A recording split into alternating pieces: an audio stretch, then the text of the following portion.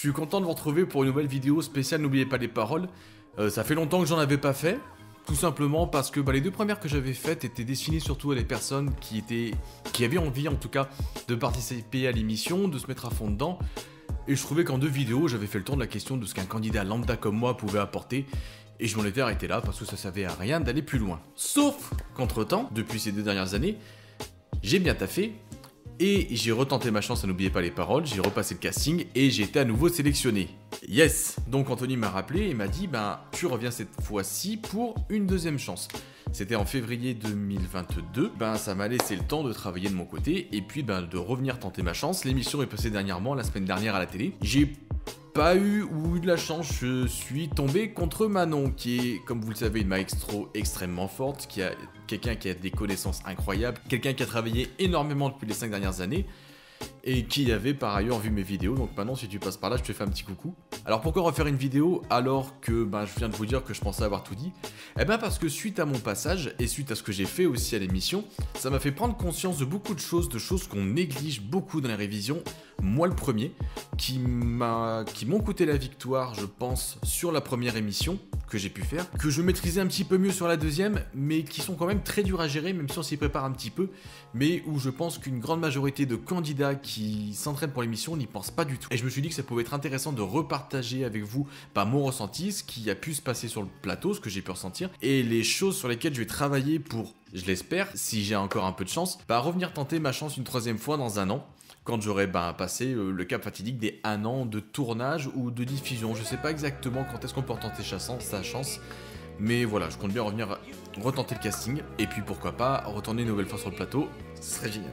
Trêve de blabla, on va rentrer tout de suite dans le sujet. Je pense qu'il va y avoir que 2 points, parce que ce sont 2 points qui me semblent importants, j'en vois pas plus, et que c'est les 2 points que j'avais envie de traiter avec vous en vidéo, suite déjà aux nombreux retours que j'ai pu avoir. Alors j'ai eu énormément de retours qui étaient super positifs, et je vous en remercie, ça fait toujours plaisir, surtout que on apprend un petit peu de se voir passer à l'émission, c'est jamais très facile, même en étant déjà passé, on apprend un petit peu, et merci pour vos retours. J'ai eu 3 retours aussi qui m'ont fait prendre conscience de certaines choses, et même sur certains candidats, j'ai pu voir des choses écrites qui me semblaient importantes de dire en vidéo, que ce soit pour les candidats ou pour les personnes qui en tout cas ont écrit ces commentaires, ou pour les personnes qui s'apprêtent à passer sur le plateau. N'allons pas plus loin, le premier point. Alors le premier point sur lequel je voulais m'attarder, c'est tout simplement le plateau. C'est tout bête à dire, mais le fait d'être sur le plateau ou le fait d'être à la maison, ça change beaucoup de choses. Alors pourquoi ça change beaucoup de choses? Tout d'abord, parce que à la maison, ou en tout cas quand vous révisez, je sais pas, mais moi, souvent je continue mon système de playlist qui pour moi marche bien, et le soir avec ma copine on fait des simulations d'émissions avec le logiciel dont je parlais dans l'émission là dernièrement, et qui nous permet de reconstituer un schéma classique d'émission en passant par la même chanson et les finales. Donc moi j'ai mes habitudes, je fais la même chanson de la même façon, de façon à ce que ce soit habituel, que j'ai pas à réfléchir, et ça me permet de m'entraîner. Sauf qu'une fois sur le plateau, l'ambiance est totalement différente. C'est-à-dire que moi, quand je révise, je le fais chez moi, avec quelqu'un que je connais, dans un lieu qui m'est propre, où je suis pas stressé, où j'ai passé une journée classique, enfin, toutes les conditions sont réunies pour que je sois bien et que je ressente aucun stress, à part le stress de dire putain, j'ai pas envie de me planter, ça m'énerve. Mais une fois sur le plateau, les conditions sont quand même totalement différentes. C'est-à-dire que, pour ma part en tout cas, quand j'ai tourné, je suis arrivé le matin à 6h du matin. Moi qui suis pas matinal, je peux vous dire que ça pique. Il y a le stress de l'émission, le stress de quelque chose de nouveau, le stress du plateau, le fait de rencontrer Nagui, de ne pas être seul. Alors, les casteurs font un boulot formidable. Ils sont hyper gentils avec tout le monde, ils vous mettent vraiment à l'aise, ils discutent, ils vous font pas stresser, ils nous font penser à manger. Parce que c'est bête, mais on pense pas à manger avec le stress, et un malaise peut être vite arrivé sur le plateau. Et donc sur le plateau, en fait, le stress ressenti est totalement différent. Vous êtes dans une configuration qui est totalement différente. Et ça, vraiment, j'aborde le point avec une grande attention parce que c'est quelque chose auquel on pense pas forcément. Moi le premier, c'est que les conditions sont pas réunies pour que vous soyez optimal sur des mêmes chansons que vous connaissez peut-être même par cœur. C'est très vite facile une fois sur le plateau. Moi, ce qui m'est arrivé le premier, avec le stress et tout, même si vous êtes à peu près bien avant de rentrer sur le plateau, tout simplement d'avoir la bouche pâteuse. Ça, moi, c'est quelque chose qui m'est arrivé sur les 2 émissions. J'avais la papille avec le stress, c'était impressionnant, j'avais du mal à articuler, qui disparaît très très rapidement, mais qui au début peut un peu opprimer. Et c'est quelque chose qui peut vite vous faire dérailler, surtout en tant que challenger où vous dites mince, en face de moi j'ai quelqu'un de costaud, Va falloir que j'envoie si jamais j'ai envie de passer. C'est pour ça aussi que je pense que beaucoup de candidats, même des très bons, certains qui connaissent vraiment bien les mêmes chansons une fois sur le plateau, peuvent se tromper rapidement parce qu'avec le stress, la panique et tout, les conditions étant pas pareilles, on a vite fait de déraper ou de savonner comme dit Cruella. Et c'est quelque chose sur lequel je tenais vraiment à revenir parce que je vois beaucoup de monde, en tout cas de personnes écrire sur les passages de certains candidats que la personne était nulle, qu'elle avait rien à faire ici, qu'elle piquait la place de quelqu'un d'autre. J'aimerais dire à ces personnes, sincèrement, vous vous rendez pas compte du stress et de la panique que ça peut amener à certaines personnes sur le plateau. Faut pas oublier qu'on est tous et toutes des personnes lambda qui venons tenter notre chance et qui, une fois sur le plateau, on peut avoir un mauvais tirage, on peut avoir le stress, on peut avoir la fatigue. Vous vous rendez pas compte, mais un tournage c'est très long, ça peut attaquer de 6h du matin jusqu'à 20h. Quelqu'un qui était avec moi le jour de mon tournage est arrivé à 6h en même temps que moi et n'a tourné qu'à 19h.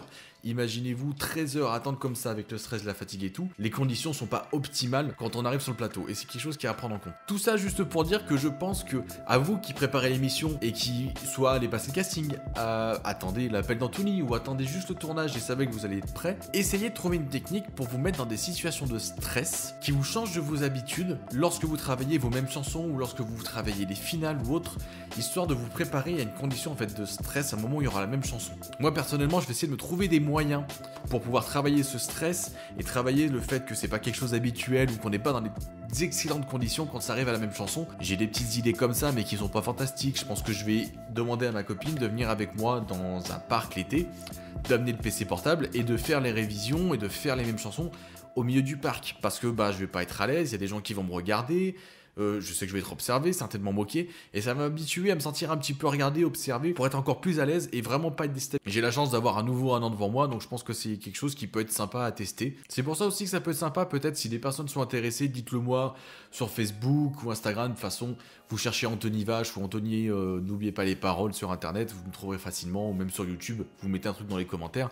On peut faire des visios.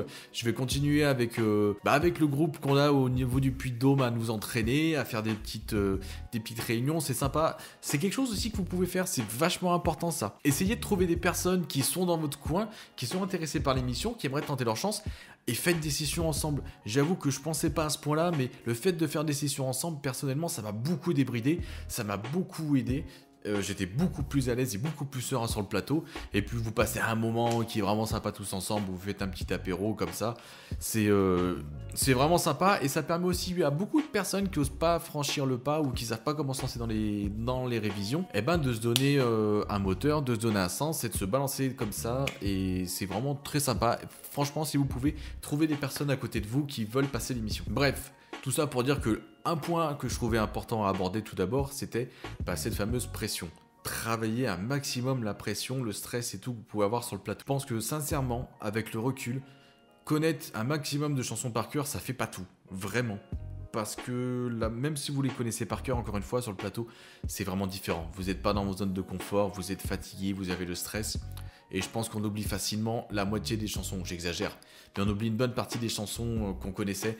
Même les dernières fraîchement apprises, je pense que c'est les dernières qu'on a beaucoup plus de mal à sortir sur le plateau quand on y est. Après, je fais peur comme ça en disant qu'il y a un stress de fou et tout, mais c'est une aventure unique que d'aller sur le plateau. Sincèrement, je le souhaite à un maximum d'entre vous, d'entre nous, de pouvoir mettre les pieds sur le plateau et de pouvoir participer ne serait-ce qu'une fois à l'émission pour déjà se rendre compte ce que c'est. C'est génial, l'ambiance est fantastique. Les casteurs et toute l'équipe prod est super sympa avec vous, vous êtes chouchoutés, vous êtes maquillés, vous êtes coiffés, coiffés, c'est mort. Mais voilà, on s'occupe de vous, vous arrivez, vous êtes mis vraiment à l'aise, tout le monde est super sympa, vous rigolez, vous passez un bon moment. Et c'est vraiment un moment de ouf, quoi. À toutes les personnes qui osent pas se lancer, mais allez-y, vraiment, passez le casting. Même si on vous dit non, là. J'ai pas mal de messages de personnes qui me disent « Ouais, j'aimerais beaucoup passer le casting, mais j'ose pas.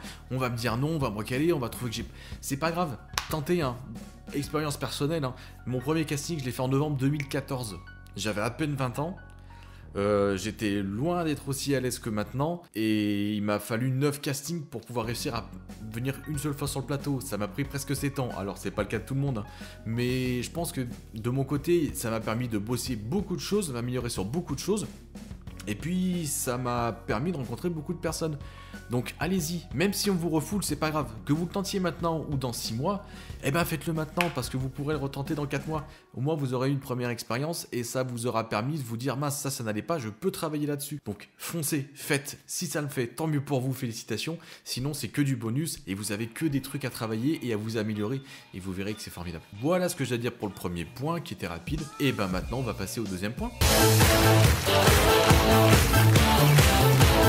Alors ce que je vais dire est très bête à dire, mais n'oubliez pas les paroles, c'est un jeu télévisé.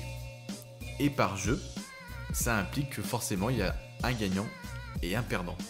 C'est bête à dire, hein, mais on est tous dans la même optique de se dire ouais, ça y est, je suis pris à l'émission, j'ai travaillé, j'ai ma chance, je vais y aller, je vais tout péter, je vais faire sauter la banque, c'est mon moment, j'y vais. Et une fois l'émission passée, et ben pas de bol, le maestro ou la maestro en face de vous était trop fort, trop forte, vous avez été dans le fauteuil, la clochette a sonné et c'est terminé pour vous. C'est bête à dire, mais c'est quelque chose auquel on se prépare pas forcément. Pourquoi ? Tout simplement parce que, en ayant tous bossé comme des dingues, on sait tous l'implication et l'abnégation que ça demande. On se dit, c'est bon, j'ai tellement travaillé, je vais y arriver. Alors certaines personnes arrivent avec le stress et se disent, c'est mort, ça sert à rien, et gagnent, mine de rien, j'ai déjà vu ça. Mais faut pas oublier que ça reste un jeu, et que malheureusement, la majorité d'entre nous vont perdre. Si je prends l'exemple de Manon, qui aujourd'hui, à l'heure où je tourne, est à 33 victoires, 34, je sais plus exactement combien, eh ben ça veut dire que 34 personnes face à elle ont perdu. Ça fait, mathématiquement parlant, 3% de chance de devenir maestro.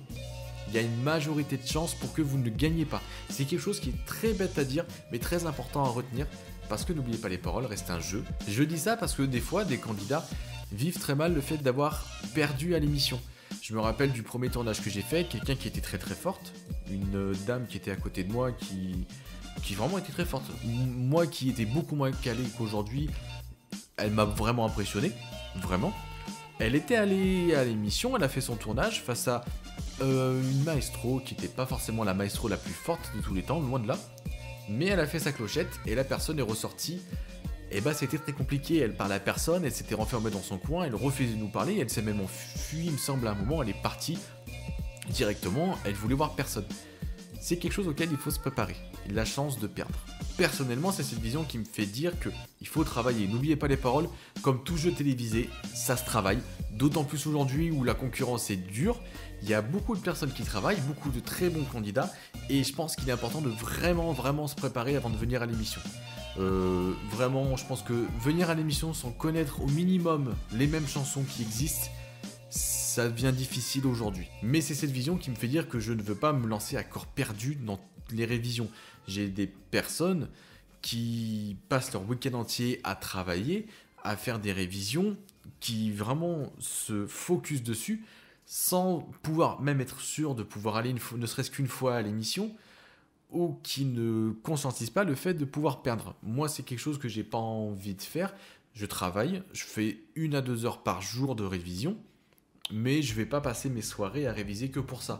N'oubliez pas les paroles, reste un jeu, et j'ai envie de garder du plaisir. Quand le plaisir n'est plus là, j'arrête les révisions pendant... Ça m'est arrivé cet été même d'arrêter les révisions pendant 3 mois, parce que j'y prenais plus de plaisir, que ça m'a amusé plus, et j'ai arrêté 3 mois, ça m'a fait du bien, et quand j'ai rattaqué d'autant plus fort. Mais voilà, n'oubliez pas les paroles, il reste un jeu, et ça reste comme dans une compétition, on travaille, on s'entraîne, et malheureusement, comme dans une compétition sportive, sur des centaines d'athlètes qui sont entraînés, il n'y a qu'un vainqueur. Donc gardez en tête que le fait de perdre, c'est pas une fin en soi, ça fait mal. Personnellement, quand j'ai perdu la première fois, ça m'a fait mal, mais je le méritais, j'étais pas assez prêt. La deuxième fois, j'ai bafouillé bêtement, je vis comme c'est pas grave. Tant pis, c'est un jeu. Fait un peu mal la semaine qui suit parce qu'on se dit mince, quand même on n'est pas passé loin. Mais après il faut relativiser et se dire voilà, j'aurai peut-être encore une chance. Fonce, attaque et c'est que du bonus après. Voilà, ce sont les seuls points que je voulais aborder sur cette très courte vidéo. Ce sont des choses qui m'étaient restées en tête l'autre jour quand j'ai vu mon émission à la télé où je me suis dit mince, j'étais pas prêt à ça. Si je suis pas prêt, d'autres le sont pas. Donc même si la vidéo ne sert à rien, tant pis, si elle peut aider 1 ou 2 personnes, je serais très content si ça a pu vous aider. À vous dire, mince, c'est vrai qu'il y a une pression, il y a quelque chose à avoir, donc il vaut mieux que je me mette à travailler un peu ça, on sait jamais, ça peut augmenter les chances, et ça peut permettre, au-delà d'augmenter les chances, d'être plus à l'aise sur le plateau, et surtout de plus apprécier le moment, de ne pas se sentir acculé par la pression, et de profiter de son moment, de profiter de son passage, parce que c'est très court, et que ça n'arrive qu'une fois tous les 2 ans pour les personnes qui ont de la chance. Donc travaillez ça un maximum et vous profiterez davantage du moment sur le plateau. Vous allez vraiment kiffer. Voilà, c'est tout ce que j'avais à dire pour cette très courte vidéo. J'espère que ça vous aura servi, j'espère que ça vous aura plu. Ça a été fait vraiment à l'arrache, hein. J'ai allumé ma caméra, mis le micro et puis je me suis dit allez, par là cœur ouvert et on verra ce que ça donne. J'espère que de votre côté les révisions avancent bien, j'espère que vous avez pu passer le casting, réussi ou pas, j'espère que vous avez avancé dans vos révisions, j'espère que vous avez pris du plaisir à ces moments-là. Quant à moi je vous laisse, je retourne à mes révisions. Je vais rattaquer Dardar là pour l'année prochaine parce que je compte bien réussir le casting et retourner sur le plateau. Je vous fais à tous de gros bisous, bonne chance pour vos révisions, bonne chance pour le casting. Si certains ont des questions ou s'ils ont besoin d'aide ou autre, n'hésitez pas à laisser un mot dans les commentaires, à m'envoyer un message sur internet, je répondrai toujours avec plaisir. Et puis rattaquez bien. À la prochaine.